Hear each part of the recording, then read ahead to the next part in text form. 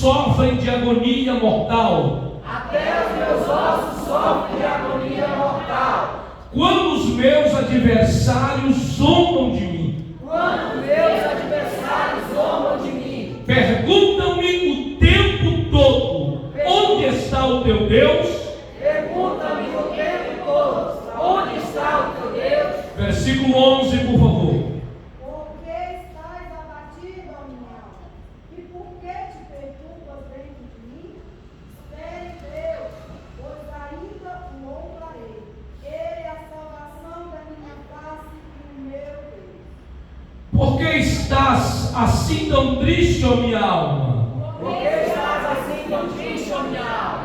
Por que está assim tão perturbada dentro de mim? Por que estás assim tão perturbado dentro de mim? Põe a sua esperança em Deus, Põe a sua esperança em Deus, pois ainda o louvarei. pois ainda o louvarei. Ele é o meu Salvador e o meu Deus. Ele é o meu Salvador e meu Deus. Curva a tua cabeça e coloca a mão no coração.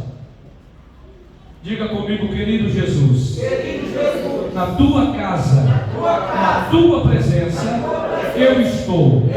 Diga, querido Jesus, escute a minha oração. Diga comigo, Espírito Santo de Deus, amigo meu de todas as horas, ajuda-me a ouvir a palavra, ajuda-me a entender a palavra. Diga, soberano Senhor, em nome de Jesus, eu te peço, ajuda-me a entender a tua palavra. Senta e dá glória no nome de Jesus. Meus irmãos, depressão é um assunto muito sério. Só quem já passou por isso sabe e entende o que eu estou dizendo. E sabe qual é o pior de tudo? É que tem muito crente depressivo dentro da igreja. Tem muitos pregadores depressivos pregando para nós. Tem muitos cantores, pastora, pregando para nós depressivos. E a gente às vezes não entende, ou faz de conta que não entende, e a coisa vai rolando, até acontecer o pior. Sabe esses anúncios aí de pessoas que tiraram a própria vida, de pessoas que mataram parentes? Agora mesmo, por esses dias, aconteceu de um jovem, um adolescente de 14 anos, que matou os pais, o irmão, e estava se preparando para matar a possível sogra, que era a mãe da namorada. 14 anos, não deveria nem estar namorando, e disse que já namorava desde os 8. E aonde estavam os pais antes dele cometer o que cometeu? E aonde estava a igreja antes deles fazer o que fizeram? Ah, pastor, mas se ele não estiver na igreja não tem como ajudar. Engano seu. Nós somos responsáveis por esta terra. Aleluia. Nós somos responsáveis pelos moradores da terra. Aleluia. A Bíblia diz que a causa pela qual o Senhor não destrói a terra com os moradores é porque nós estamos aqui. Então há uma responsabilidade sobre os ombros da igreja. Há uma responsabilidade sobre os ombros daqueles que servem a Deus. Caso contrário, não adianta chorar depois. Caso contrário, José Felipe, escute aqui, não adianta reclamar depois. Porque quando a gente perde um amigo, quando a gente perde um companheiro de trabalho, quando a gente perde um parente, aí a lágrima desce, aí a reclamação acontece, aí tudo de ruim vem, tristeza, aí muitos ficam depressivos novamente, angustiados, e o ciclo vai se repetindo. Aleluia. O ciclo vai se repetindo. É algo que passa de às vezes de marido para mulher, de mulher para marido, de pais para filhos, de filhos para netos, de netos para amigos de escola, e assim o negócio vai piorando. E a Bíblia está nos ensinando a lidar com isso. A Bíblia está nos ensinando a lidar com essa situação. Nós estamos falando aqui de um homem chamado Asaf. Estamos falando de um homem servo de Deus. Nós estamos falando de alguém que conhecia a palavra e que louvava ao nome do Senhor. Alguém que trabalhava na liderança do templo daquela época. Alguém que era líder do louvor da casa de Deus. Mas estamos falando de alguém que está angustiado. E sabe qual é o motivo dessa angústia? Ele perdeu a posição. Ele ficou velho e alguém tirou ele da liderança e colocou ele em casa. Ou seja, ele foi aposentado ministerialmente. Só que dentro de casa, ele continuava adorando. Contam os historiadores que pela madrugada, todas as madrugadas, Asaf vestia as suas vestes sacerdotais. Asaf pegava o seu instrumento que ele usava para tocar na casa de Deus e para cantar na casa de Deus, e ele adorava a Deus pela noite. Mas quando ele saía na rua, alguém zombava dele, Tiago, e dizia: ei, Asaf, cadê o seu Deus? Onde está o seu Deus? Eu não sei se já fizeram essa pergunta para você, mas quando o crente passa luta, quando o crente passa decepção, quando o crente está triste, quando o crente está doente, sempre aparece um enviado do diabo para poder desafiá-lo. E Asaf diz assim: olha, ele conversando com ele mesmo, ele pergunta no versículo 5: por que estás tão triste, ó minha alma? Por que te perturbas em ti? Ou seja, qual o motivo dessa tristeza toda? Alegra-te no Senhor, pois ainda o louvarei. Aleluia. No versículo de número 10, ele está dizendo algo muito sério: até os meus ossos sofrem. Até os meus ossos sofrem agonia de morte. Aleluia. Passar por um problema desse, aonde ninguém ajuda, ninguém estende as mãos, aonde parece que ninguém está orando por nós, aonde ninguém entende os seus problemas, aonde a gente nem pode abrir ou conversar com ninguém.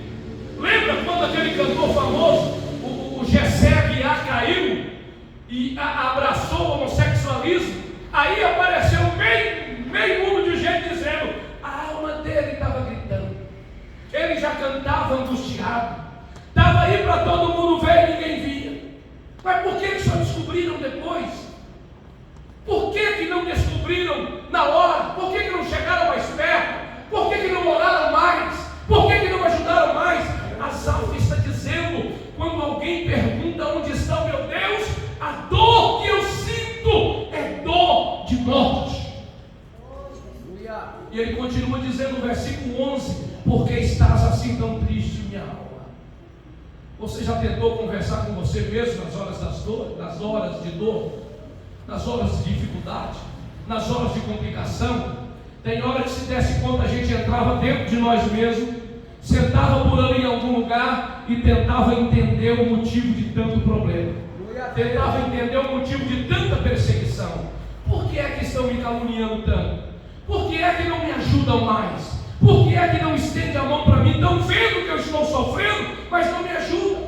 Asaf está tentando entender o porquê é que ninguém entende o que ele está passando. Asaf está tentando entender o porquê é que ninguém estende as mãos no problema tão sério que ele está passando. Acontece que ele diz: espera em Deus. Diz comigo: espera em Deus. Olhe para o irmão que está do teu lado. Se ele estiver dormindo, sacode ele. Se estiver conversando, escuta a mensagem e diz para ele assim: olha, espera em Deus.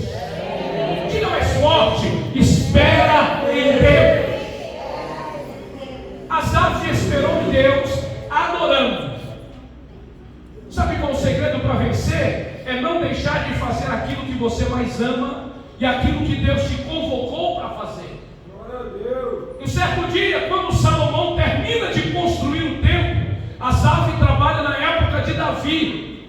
E quando Salomão termina de construir o templo, Salomão precisava de homens de Deus. Ele precisava de uma música nova. Ele precisava de um hino novo para cantar naquele templo novo. E alguém disse para ele: existe um velho chamado Asaf. Eu posso até acreditar, Jeffer, que alguém tenha dito para ele: tem um desviado chamado Asaf. Tem um aí, mas está velho demais. Nem dá conta de tocar mais. O homem, eu acho que ele nem vai na igreja mais, de tão desviado que ele está. Salomão mandou chamar Asaf e dizer para ele: preciso de você na casa de Deus.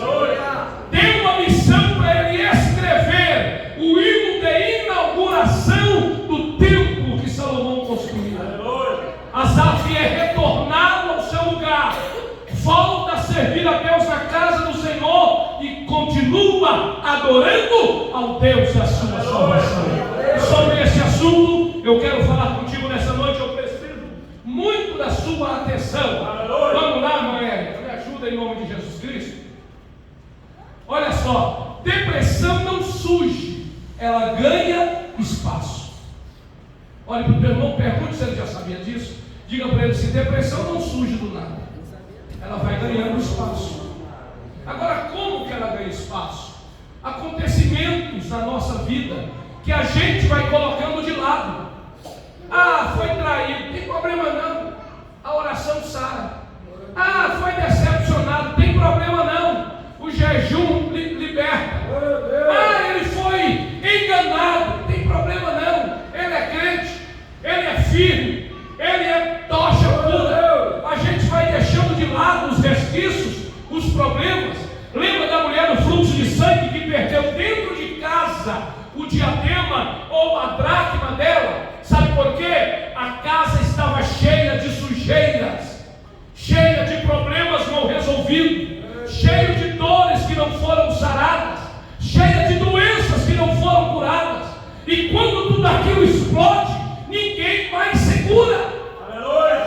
Eu sei que você conhece, mas eu vou te lembrar: tem crente antigo que não quer pisar mais na igreja. Tem jovem, filho de crente, que não quer saber de ser crente, porque os pais o oprimiram a vida toda. Tem pastor que desistiu do ministério e não quer nem ouvir falar em pastorear crente. Tem pastor que desistiu de congregar e está congregando em casa e não quer nem saber, e agora inventaram uma teologia moderna dizendo que é desnecessário congregar. Sabe o que são isso? Problemas não resolvidos, frustrações não resolvidas, traições que não tiveram remédio para dar na hora. E isso levou a frustrações, a problemas grandiosos, onde nós precisamos aprender a lidar com isso. Depressão não surge, ela ganha espaço. Agora, como que ela ganha espaço? Me ajude, por favor. Primeiro, decepção. Diga decepção. Diga comigo traição. Diga frustração. Diga perdas. Diga rejeição. Diga angústia. Esses são os principais gatilhos para uma vida angustiada, oprimida e posteriormente deprimida. Olhe a vida de uma pessoa que está sofrendo de depressão. Todos eles passaram por um ou mais problemas desse aqui. Todos eles enfrentaram problemas parecidos ou iguais a este aqui. E talvez você esteja enfrentando dores porque foi decepcionado, ou quem sabe foi traído, ou quem sabe sofreu percas e não soube administrar, ou quem sabe foi rejeitado. Tem gente dentro da igreja que se sente rejeitado, e aí ele vai embora e não volta mais. E se ele arrumar outra igreja para congregar, glória a Deus. Mas e se ele não arrumar? Ele vai para as drogas, para a prostituição, para a mentira, ou ele fica enganado dentro de casa, achando desnecessário congregar. Tem cura? Tem remédio? Tem, mas é preciso tratar, é preciso saber tratar, porque senão vamos ser pessoas frustradas, frustrando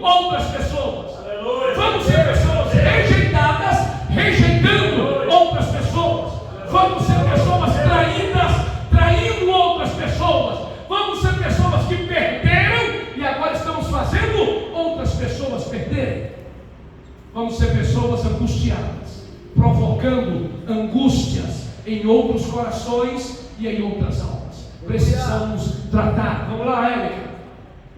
Primeiro assunto que vamos ver sobre decepção. Jonas capítulo 1, versículo 1. Capítulo 4, versículo 1. Quem puder abrir para nós, eu prefiro, tá? Para não precisar a gente ficar lendo. Jonas capítulo 1, capítulo 4, versículo 1. Abriu, Tiago? Quando surge a decepção? Quando é que surge decepções em nossa vida? Quando nossas motivações estão erradas. Você pode me ajudar? Quando é que surge a decepção? Ninguém se decepciona do nada. Ninguém se deita abençoado e levanta decepcionado. A decepção ela surge principalmente quando a nossa motivação está errada. Jonas capítulo 4, verso 1, por favor. Abriu não? Alguém abriu? Ninguém?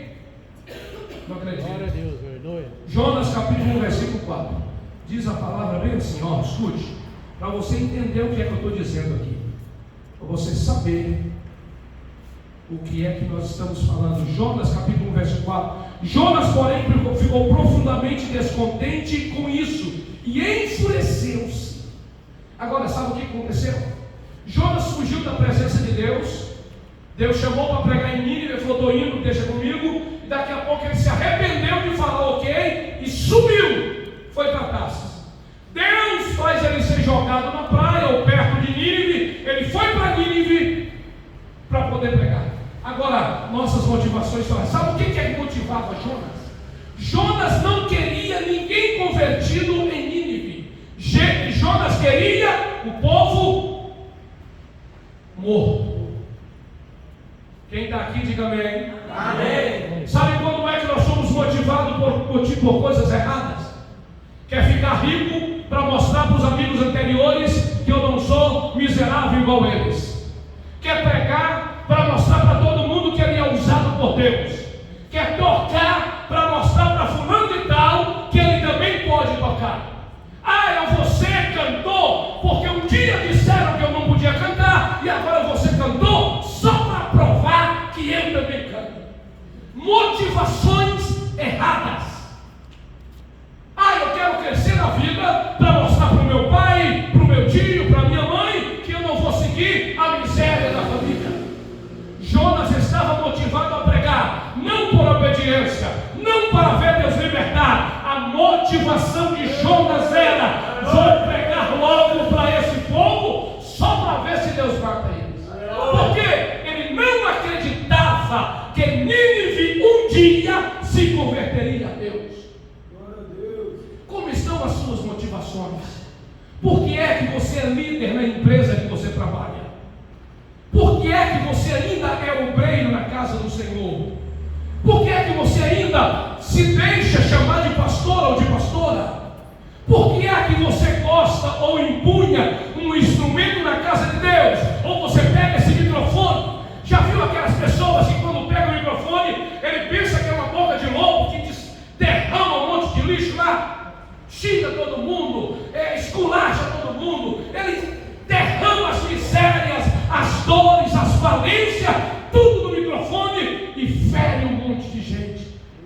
Jonas era um obreiro que não acreditava no resultado do que ele estava fazendo. A motivação dele não era ganhar almas. A motivação não era obedecer a Deus. A motivação é: vou pregar para Deus matar, porque converter esse povo não muda. Mudar eles não querem. Então vou pregar logo para ver se Deus mata logo. O que mais? Aceleramos. Quando é quando é que surge a decepção? Quando nós aceleramos e não respeitamos o tempo. Diz comigo assim: acelerar. E não respeitar o tempo. Quando Jonas chega em Nínive, a Bíblia diz lá em Jonas 2:3, diz que o tempo para pregar na cidade toda era de quantos dias? Cadê os obreiros? Quantos dias era para pregar em Nínive? Cadê os obreiros? 3 dias, você viu? 3 dias. Em quantos dias ele pegou?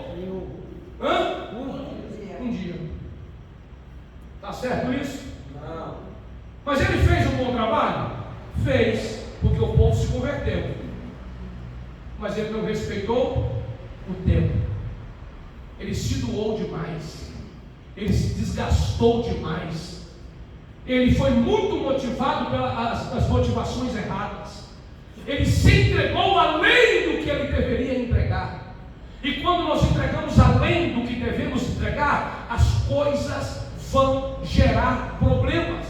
Pode ser que na hora o resultado venha, pode ser que no mês aconteça, mas daqui a pouco você não suporta mais aquele crescimento, daqui a pouco você não suporta mais o resultado que foi positivo, daqui a pouco você não aguenta mais o peso do ministério, daqui a pouco você não vai suportar mais a responsabilidade que é tão grande. Então, quando nós aceleramos e não respeitamos o tempo, isso gera também decepção,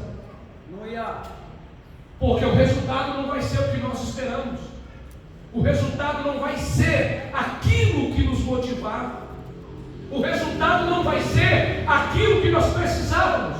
Quando é que surge decepção? Quando queremos prever resultados. Eu conheço muita gente decepcionada. Vou pastorear aquela igreja no mundo ali, Palavra da Vida, que o pastor Majomar parou de ser usado por Deus, o pastor relaxou, o pastor isso, o pastor aquilo, agora vai ser eu ali vou fazer e desfazer. Comigo agora o negócio vai dar certo. Eu vou dar um passa-fora no Juninho, na Solid, vou entrar no lugar dele e vai ver o que vai virar essa regional, essa nacional aí que ele não deu conta. Na minha mão vai gerar 3 mil em 3 meses. Aleluia. Eu vou assumir o computador, porque a Érica não tem compromisso mesmo. Daqui a pouco esse negócio vai virar um talo assim, e o povo vai surpreender comigo. Quando nós queremos prever resultados e não acreditamos em um Deus que dá resultado,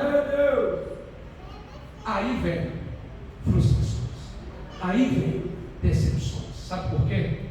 Porque o tempo passa e nada acontece, porque o tempo passa e as coisas não vêm, porque o tempo passa e o resultado não acontece. E aquilo que eu disse, um dia chegou um obreiro lá no Palmito, e a irmã Dita depois falou: pastor, que obreiro é aquele que disse que agora o trem vai acontecer? Passou poucos dias e nem lá foi mais, nem lá ele pisou mais. Porque quando a gente começa a fazer isso, aqui, irmãos, 19 anos, já aconteceu isso demais. O que já veio de crente que sapateia no poder, gira no redemoinho, pula no arco de fogo, e karatê, e daqui a pouco não há nada de resultado, eles vão embora dizendo: povo desviado do ministério da Palavra da Vida, ou povo frio desse lugar, ou povo que não gosta de poder, mas na verdade estão prevendo resultados que nunca iriam acontecer, porque motivações são erradas e porque querem acelerar processos e não acredita no Deus que trabalha também com o tempo. Aí se tornam pessoas decepcionadas. Conheço um camarada que abriu e fechou uma igreja dentro de pouco tempo, e agora diz que o propósito é outro, não vai congregar enquanto não construir a própria igreja. Decepcionados, não querem mais estar na casa do Senhor, não querem mais pregar a palavra do Senhor, não querem mais adorar o Senhor na sua casa. Dizem que tem outro propósito, mas na verdade são obreiros decepcionados, crentes decepcionados, e isso está caminhando para uma vida angustiada, e daqui a pouco uma vida oprimida, e posteriormente uma vida deprimida. Diz comigo decepção. Decepção. Diz comigo angústia. Angústia. Diz comigo opressão. Opressão. Diz comigo depressão. Depressão. Quase nunca a depressão tem volta. Quase nunca a depressão te devolve para o lugar de felicidade, porque é o último estágio de uma vida doente emocionalmente falando. Vamos lá, Érica, em nome de Jesus. Segundo passo de uma vida da depressão é traição. Não tem nada mais doído do que ser traído. Aleluia. Traição é uma quebra de confiança e fidelidade. A maioria das pessoas relacionam traição com vida conjugal ou vida amorosa. Mas na verdade a traição não é só na vida conjugal ou na vida amorosa. A traição é onde sempre você deposita confiança e exige fidelidade. Porque onde há confiança é necessário que haja fidelidade. Deixa eu te perguntar, você confia em alguém? Porque tem pessoas que não confiam em ninguém mais. Não confiam nem nela própria. São inseguras, são instáveis. São pessoas de duplo personalidade ou duplos sentimentos. São pessoas que passaram por tantos problemas na vida, tantas traições, tantas quebras de confiança e fidelidade, que hoje se tornaram a própria desconfiança. Trai a si mesmo. Agora, como é que isso acontece? Traição que é quebra de confiança e de fidelidade. E aí o que acontece? Uma tristeza profunda. Uma pessoa traída geralmente é presa em sentimentos que a diminuem. Uma pessoa traída, ela se sente diminuída. Um homem traído, ele se sente incapaz de satisfazer a sua esposa. Uma mulher traída, ela se sente incapaz de satisfazer, de segurar ou de manter o seu lar na presença de Deus, ou na presença da sociedade. Um pastor traído, ele se sente incapaz de transmitir fidelidade, segurança e confiança para os membros ou os obreiros pelo qual ele discipula. A traição, ela vem para destruir uma vida, um relacionamento, um ministério. Vem para destruir uma casa, uma família. O que mais acontece? Insegurança e medo. Aleluia. Pessoas traídas são inseguras, aleluia, e medrosas. Aleluia. Pode ser que alguém esteja passando por esses problemas. Aleluia. Pode ser que alguém esteja passando por frustrações. Aleluia. Pode ser que alguém esteja passando por problemas de traição. Aleluia. Talvez não foram traídas, mas traíram. Aleluia. Talvez estão passando por esses motivos, não foram conjugal, mas foram no trabalho, profissionalmente, foram na família, só com parentes, e hoje estão passando por problemas de falta de confiança, se sentem pequenos, se sentem inúteis, se sentem diminuídos. Todos parecem que são melhor do que ele. Estão enfrentando problemas com medo, com insegurança. Sabe o que eu quero dizer para você? Coloque a tua dor diante do Senhor.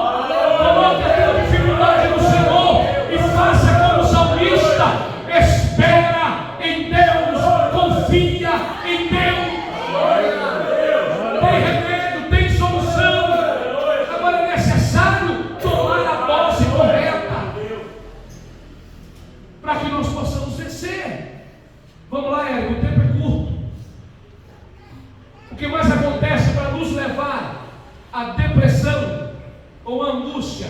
Frustração. Tudo com base bíblica. Pessoas frustradas é um grande problema dentro da igreja. Pessoas frustradas são problemas dentro de casa. Pessoas frustradas é um problema na empresa dela.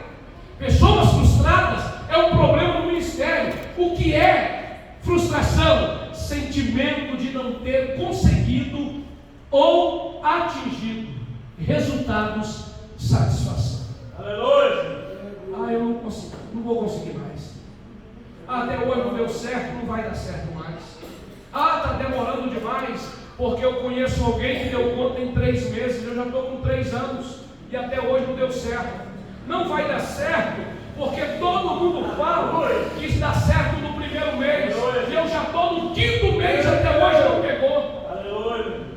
Não vai dar, porque fulano de tal disse que era para dar certo e não deu.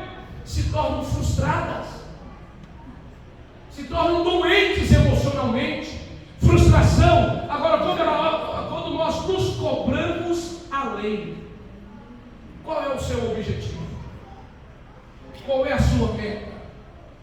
Onde é que você quer chegar? Sabe qual é o problema de muita gente? Eles ganham um salário mínimo.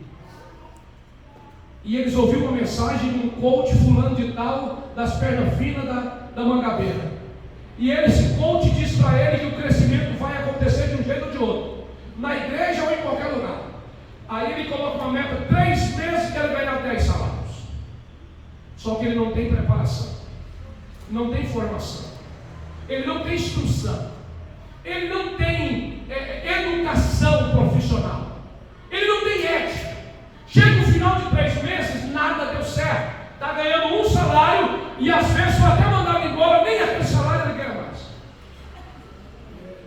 Quando você se cobra além da meta, quando você se cobra além da sua capacidade, quando você se cobra além do que você dá conta, quando você se cobra além daquilo que é normal, é muito fácil você ficar frustrado, é muito fácil dar errado, é muito fácil as coisas não fluírem quando você quer aquilo que jamais conseguiria dentro de um tempo tão pouco. Ah, pastor, mas e Deus faz milagre, com certeza Ele faz milagres. Aleluia. Mas até o milagre é condicional. Aleluia.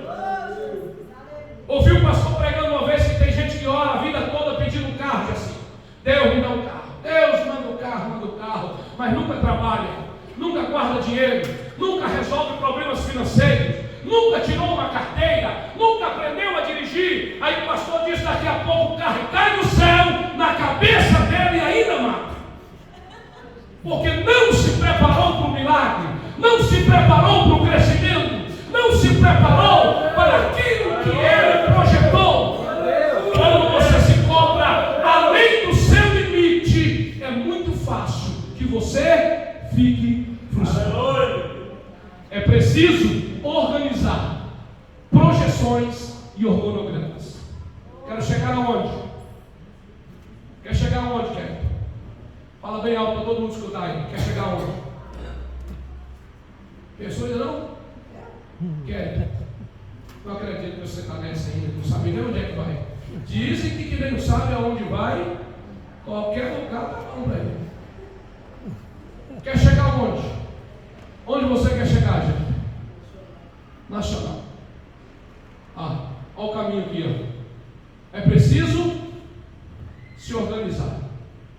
É preciso ter projeções. O que é projeções? Hoje eu estou vendendo quanto hoje? 200 mais um pouquinho. Mês que vem eu quero vender 200 e um poucão. Mas como que eu vou alcançar isso? Eu preciso fazer assim, desse jeito e daquele outro jeito. Final do mês não deu, então vamos mudar os planos. Aí eu quero ser um obreiro, pregador multinacional. Beleza. Está lendo Bíblia já, irmão? Já está estudando a palavra de Deus? Já se matriculou num curso de teologia? Já é fiel na igreja que você congrega? Porque para ser multinacional primeiro precisa ser local. Aleluia. Para fazer missões lá fora, cadeia, hospital, primeiro precisa ser missionário aqui, irmão. Aleluia. Porque eu conheço um monte de gente que lá fora risca fogo no chão. Mas pensa num homem abençoado, quando chega na casa dele, faz diferença nenhuma. Então preciso ter organização, projeções, organogramas. Eu preciso saber o que aconteceu ontem, por que não aconteceu ontem. Eu preciso saber a possibilidade de acontecer o mês que vem, o ano que vem. E se não acontecer, qual será o próximo passo? Porque se eu não me organizar, eu serei o próximo pastor frustrado. Se eu não me organizar, eu serei o próximo profissional frustrado. Se eu não me organizar, serei o próximo crente frustrado. Porque a minha vida é bagunçada e eu quero vida de luxo.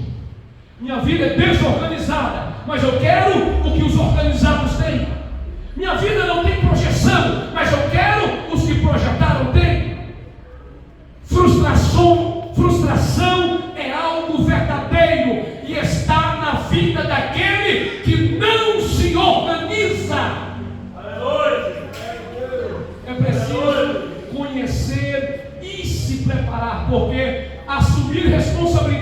acima da nossa capacidade. Só dou conta de fazer até aqui, pastor. Não, mas o líder falou que eu posso ir até aqui com fé. Pode, mas a capacidade é até aqui. Então não assuma a responsabilidade além da sua capacidade. Para que você se preparou? Maguésia se formou em enfermagem. Estou certo, Maguésia? Enfermeira. Pronto. Pouco tempo atrás ela trabalhava em um lugar, mudou de lugar para exercer melhor o cargo dela. Imagine amanhã, Tiago, o doutor Francisco não vem e liga para ela: Késia, faz a cirurgia no meu lugar. Se o doutor falou, está falado. Ele confia em mim. Eu também tenho fé, porque o pastor já orou, falou: tem que ter fé. Vai lá, opera o braço direito, enquanto era o esquerdo que precisava ser operado. A capacidade nossa nos diz aonde é que nós vamos chegar. Qual é a capacitação profissional que você tem? Qual é a capacitação espiritual que você tem? Qual é a sua capacidade de liderar pessoas na igreja, na empresa, no trabalho, em casa? Por que a Bíblia diz que quem não lidera bem a sua casa não pode liderar a casa dele? Obreiros que são mandados pela mulher. Mulher que parece general dentro de casa. Chega aqui, irmão, vai ter que mandar também. Se ela não mandar, ela não serve para nada. Então se organize, conheça a sua capacidade e se organize até lá. E quando chegar lá, você já precisa estar capacitado para ir um pouco mais adiante. Para ir um pouco mais adiante. Mas não se cobre além do que você consegue. Não assuma a responsabilidade que está fora da sua capacidade. Caso contrário, a frustração vai te abraçar daqui a pouco. Aleluia. Sabe quando você chega, a frustração também assim? Seja bem-vindo. Seja bem-vindo. Te abraça, te beija, te dá um cheiro. E aí por ali você fica e não dá conta de sair mais. É porque você passou por essas bases aqui. É porque você te cobrava além do que você conseguia. É porque você não se organizou. É porque você assumiu responsabilidade além da sua capacidade. Não deu conta, não conseguiu e não vai conseguir, nem vai dar conta. Um amigo meu, quando eu trabalhava na multinacional, ele dizia assim: olha, jabuti não sobe em árvore. Você conhece o que é jabuti? Quem conhece jabuti, levanta a mão e diga amém. Ele dizia: jabuti não sobe em árvore. E se você ver um jabuti em cima da árvore, saiba que alguém colocou ele lá, ou deu uma enchente e ele ficou engarrachado. Moral da história: quando esse alguém que colocou resolver, vai lá e tira. Tem gente que está na liderança, está na frente, está no ministério porque alguém colocou ele, porque alguém empurrou ele. Tem alguém que foi promovido no trabalho porque alguém quis que ele chegasse lá. E quando esse alguém resolver, vai lá e tira e coloca outro. Ou então quando der outra enchente. A enchente são as necessidades da vida, os percalços da vida, a mudança dos redemoinhos da vida. Mas quando acontecer de novo, tira você de lá. Aleluia. Portanto, se prepare para não ser um crente frustrado. Aleluia. Se prepare para não ser um profissional frustrado. Se prepare para não ser um obreiro frustrado. Só mais um, vai lá. Frustração, perdas. Costa a cabeça comigo e diga perdas. Ninguém se prepara para perder. Todo mundo se prepara para ganhar. O que ganhar é bom. É verdade ou não é? Pensa eu ligar para você e falar: Aurélio, quer ganhar R$100? Na hora, pastor. Se eu ligar e falar: quer perder 10? De jeito nenhum, pastor. Porque ganhar é bom e se faz necessário. Mas perder, às vezes, é mais necessário do que ganhar. E quando nós não estamos preparados para percas, Jó capítulo 3, verso 1 e 4, a gente começa a entrar em problemas, em parafusos, e logo estaremos angustiados. Você tem se preparado para ela? Para a perca? Está se preparando? Para que se acontecer, você está preparado? Sabe qual é a única coisa boa da teologia moderna desse povo que não acredita em arrebatamento? É que eles estão preparando, guardando dinheiro para a grande tribulação. Estão preparados para não ir para o céu. Estão preparados para problemas que vão vir daqui a pouco. E a gente tem, isso é coisa boa, a gente tem que estar preparado. Veja bem, você tem que se preparar. Servir ao Senhor não nos isenta de problemas, de perdas, de doenças, de fracassos.